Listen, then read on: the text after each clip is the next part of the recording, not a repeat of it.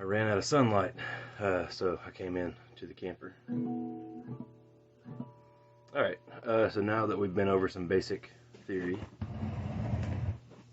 1 through 8, that type of thing, I want to focus in and hone in on 2-note chords, and putting them different places up and down the neck. You'll remember from last time that I did something like this.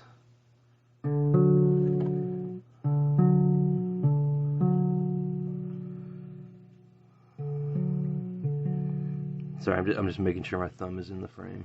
Okay. So if I wanted to slide that, it sounds kind of cool.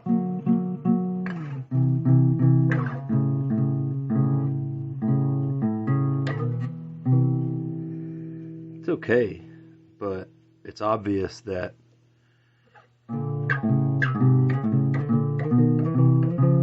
it's not totally musical right off the bat just to slide that shape around.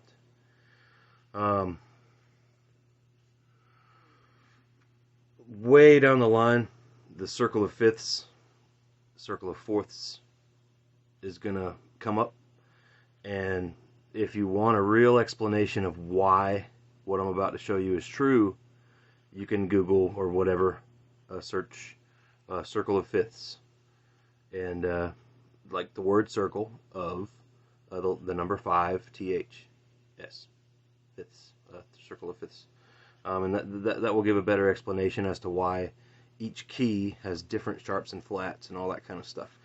But to avoid you having to go through all that before you end up being able to play the guitar, I'm just going to show it to you like a cheat code, okay? So I'm going to pick anywhere to start, anywhere. Hey, that's pretty cool.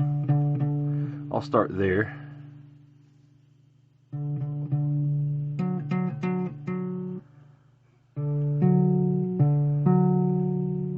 Okay. And I'm going to show you another shape, okay? Here's the one again. Okay, and then see, all I'm doing is moving my finger by 1 fret. Alright, now you're going to put each of those 2 shapes where they belong, and I don't have it memorized, so I'll just go through it from scratch, and we'll do it that way, okay? I chose this note, and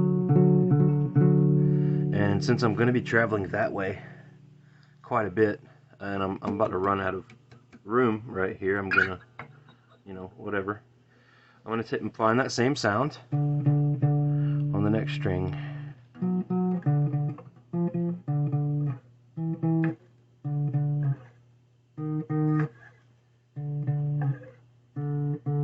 I found it.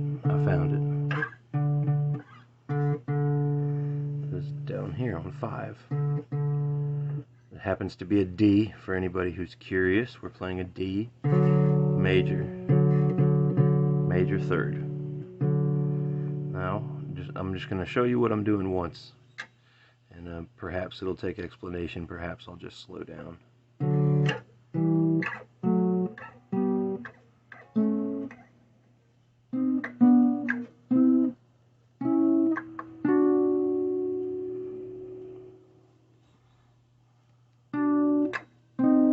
Excuse me.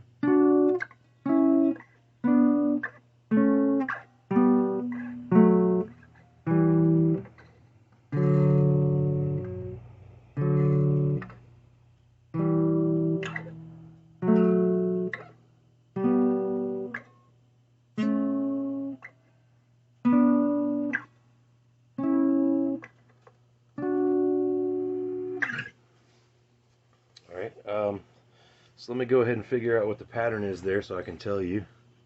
So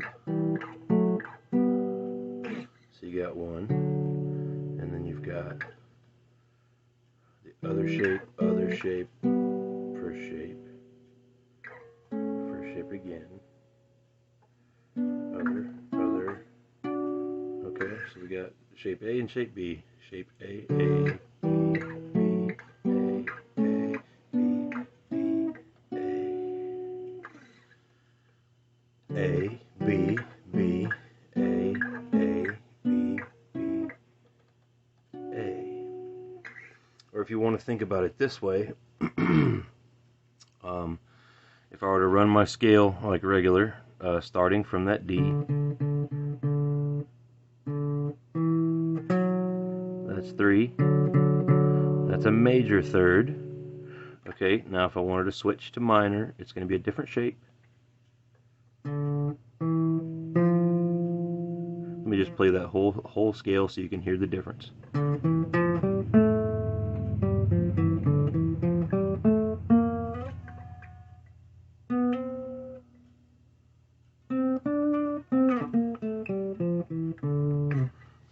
I'll do it up here so you can see it's in a block.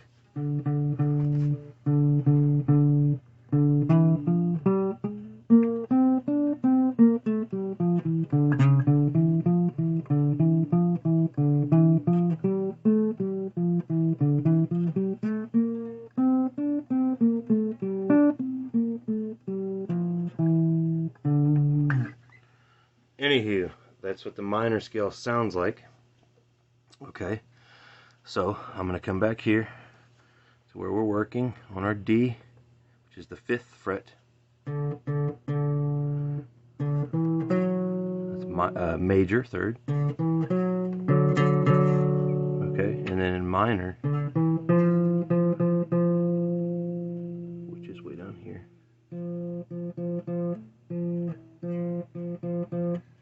So we're doing, that's our major, that's our minor.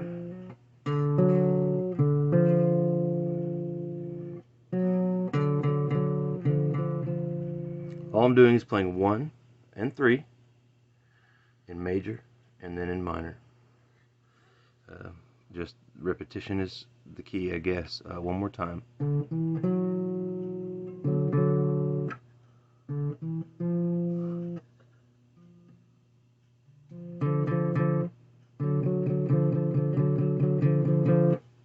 Okay, major, minor. Only difference between the two is the third is 1 semitone away. Anyways, that might not be sinking in for everybody, but I'm gonna, now that I know what to call it, I'm gonna call them major third and minor third, just for the sake of simplicity. That might not be exactly what these are, whatever. I'm just gonna say major and minor instead of saying A, B, B, A, B, B, A, because to me that didn't sink in very well as I was saying A and B. So I'm going to use major and minor as I go through it to see if it sounds better to me. I mean, having it 2 different ways, 3 different ways isn't necessarily a bad thing because everybody learns a little different, you know. Anyways, we got a major, minor, minor, major, major, minor, minor, major, or 1 and 2. 1, 2, 2, 1, 1, 2, 2, 1. Major, minor, minor, major, major, minor, minor, major. Major, third, minor, third, minor, third, major, third, major, third, minor, third, minor, third, major, third. You may all already recognize a sound that's coming out of that. It's a pop song. I don't know if I'm going to get in trouble for doing. However, I kind of did it bad on purpose. Just hoping that, you know, it doesn't get caught by the powers that be and they take down my video and try to take my money because I played somebody else's stuff. Anyways, you get the idea. You can make music just by sliding a third up and down. And the thing about the third is it moves between the shape and the shape. That's how a third acts. But a fifth is much better as far as ease of use. A fifth, as I went over earlier with the piano and stuff, I don't know if you remember, we were in C at the time, and I showed you that C here and C up here. That's an octave, and then this one, that's your fifth. Cool thing about the fifth is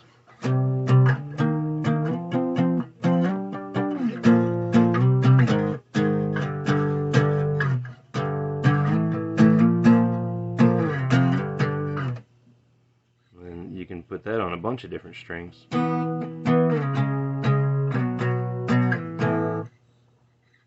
know?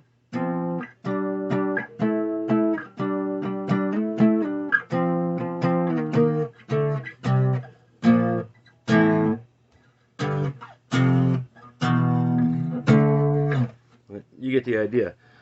So all I'm doing literally is just holding wherever I want, any old place, right?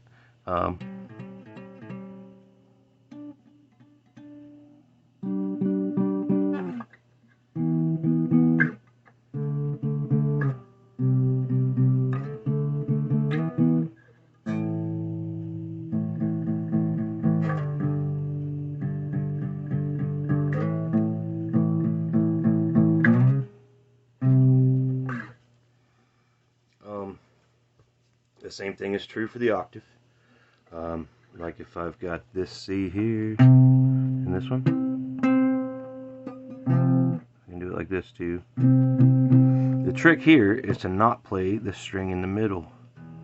You don't want to play that string. So normally as you're playing, you want your fingers to kind of avoid, that's hard to show, avoid the string next to it, right? You normally want to, you know, if I play, you know, this string and then this string, I want to be able to hear this one. I want my finger out of the way, right? Normally. But in this case, you want that finger to just kind of be touching this one, so it makes it quiet. Well, hopefully quiet. If you haven't hit a harmonic, which we have. So I have that harmonic there if I want to play it, but I don't. So I got to kind of finagle my finger just a little bit to get it to make the string totally dead. And the best way I found to be able to do that is, you see how my finger's kind of straight pointing at you, right? When I go to touch that next string, I'm getting that harmonic there. But if I take this little part of my hand and just kind of lay it against the edge, I'll feel the edge of the wood dig into my finger just a little bit. Just kind of back like that, just a little. That moves this flesh backwards away from the fret. And immediately above the fret is where it's going to make the noise. But if I move back here, it's kind of dead. Okay? So as I'm holding this for my 1 and 8, 1, 8, right? I want this finger to be touching the string, but not touching it right over the fret, so it's dead. Right? So then when I strum all three,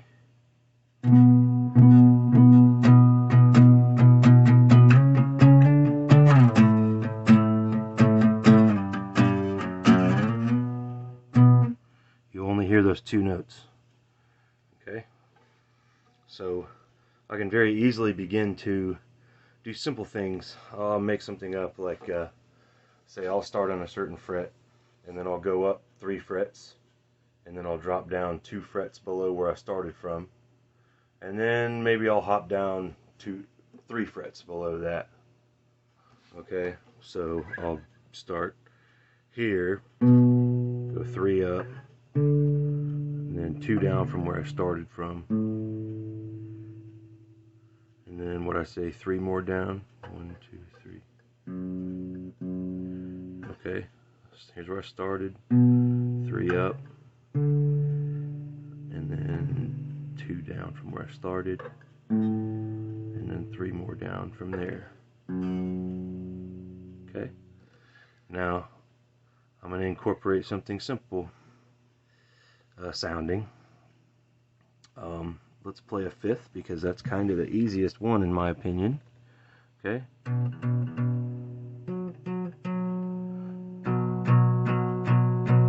Okay. And then I'll just follow that same pattern I made up earlier.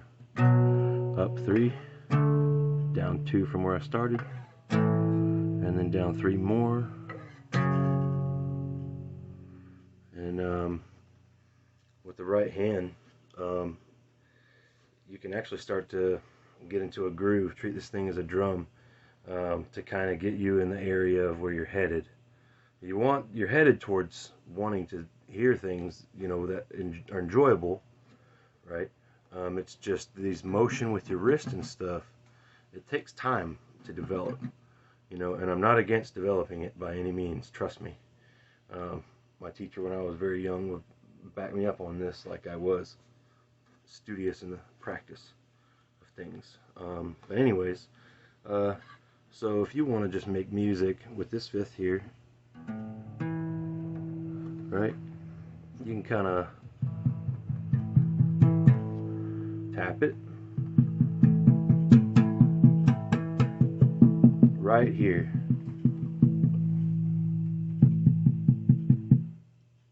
You see this bridge? That's the end of the string, right? The closer you get to the very end of the string, the higher the tension is. Way down here it's floppy. It's floppy. But up here it's tight. Okay, so when you hit it, the floppy part is going to do all this, but the tight part, and then you can start doing a little beat with your hand.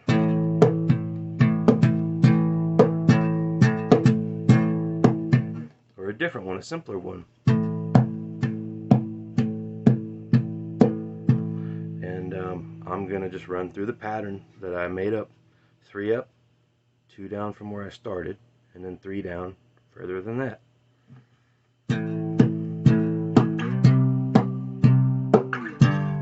That's not where I started. I was up here, wasn't I? Yes, I was.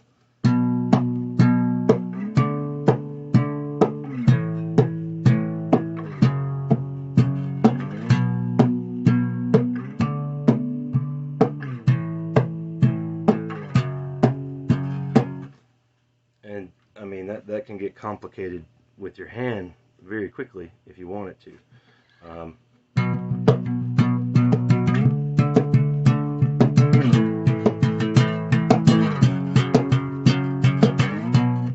You know, you can, whatever, just treat it like a drum. It basically is a drum. Like from here to here is basically a drum head, just cut into strips. As you hit one side of a djembe and you push down with your finger toward the other side and start moving your finger in toward your other hand, you'll hear it go like that. The pitch is going up the closer you get, just like that. You know, it literally is a percussion instrument. It's all about vibration. I know this is kind of a long one, but I'm starting to get into liking this quite a bit. So I'm going to apply the same concept, but using thirds. And remember, my shapes were like this, something like this. And another shape was like this.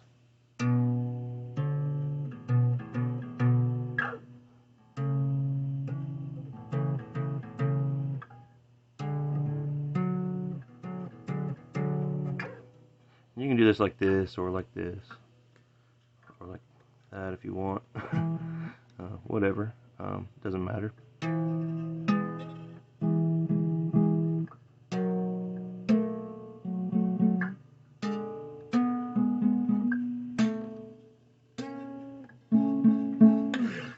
Okay, so once again, let's find out what we got. 1, 2, 3, 4. So I started here and went 3 frets up.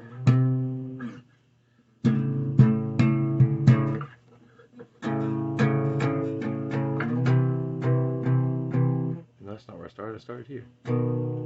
On it. Yeah.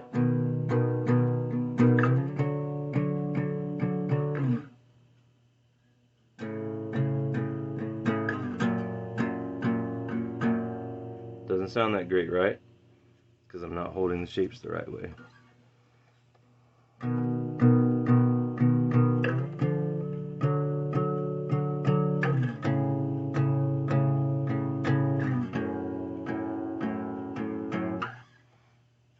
It's a slight change, but that just doesn't sound that great. It's not a great for the 5th.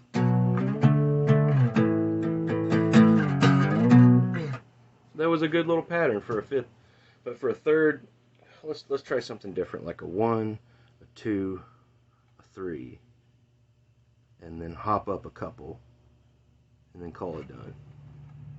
So I'll put a 3rd way down here.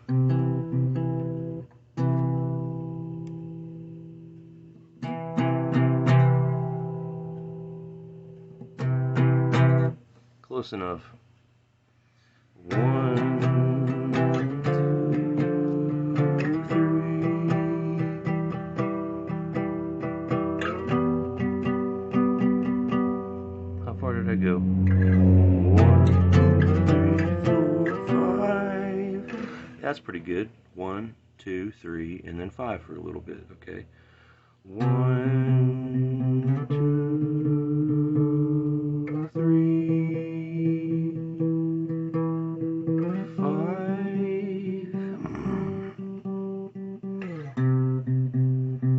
2, 3. Skip 4. 5. Let's do the 3rds.